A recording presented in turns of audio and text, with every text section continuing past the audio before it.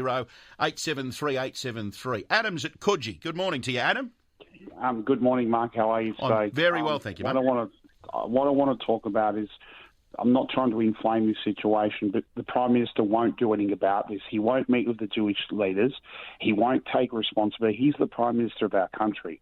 He can get the premiers together, the law enforcement together, and sort this out. What should happen here is Mike Burgess should be the head of this and run this and sort this out. And talking about the police at the Jewish schools, if they don't have the police numbers, send the ADF in and station them at the schools to protect these people. Because you're very right about this. People who wear security outfits and that, people are not going to take them serious because they see police or military intervention at these schools to protect these Jewish people. This will where it will start. But the Prime Minister can address the nation and actually show some leadership and protect these people and stop this. Bring everybody together and lay down the law, but he's not interested. You heard the comments of Jim Chalmers. That's an absolute disgrace. He's our treasurer and he's making comments like this.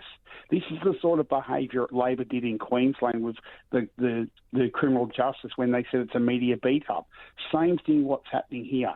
They think it's a media beat-up. They don't want to do anything about it because in their DNA, they don't care about Jewish people. And I think it's time the Governor-General maybe get involved in this as well, because Mr Albanese, unfortunately, is not capable of fixing this problem. He won't do anything about it, and he's putting Jewish people's lives at risk, and he's turning the community against each other. Yeah. We need to come together as a community and trying to address this properly so this never happens again. Yeah. And Adam, what I would say, I think this is going to really come back to haunt Anthony Albanese at the election. I mean, there's a whole range of issues that, he's facing leading into this election. But this is a really big issue for him at the moment, given that he can't... It's like he's got the blinkers on. And if you follow horse racing, you put the blinkers on a horse to make sure that they're focused on one particular job, and that's to run along a racetrack and run in a straight direction. Whereas he needs to remove the blinkers and have a look at the big wide picture.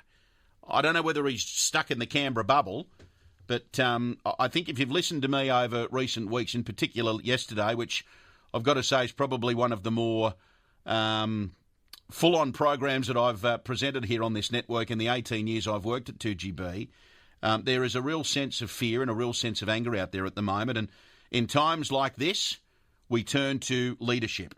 We look for leadership, and that's not what we're getting at the moment, Adam. And I think you've made some really good points there, and it's a very, very important call to take. Thanks, mate, and you keep your chin up, and we'll keep fighting the good fight here on the program as well. 131873, the number.